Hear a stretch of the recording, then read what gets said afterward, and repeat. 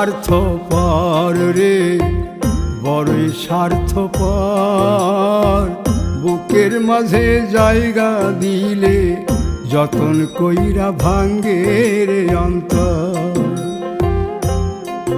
মানুষ বড়ই স্বার্থপর রে, বড়ই স্বার্থপর।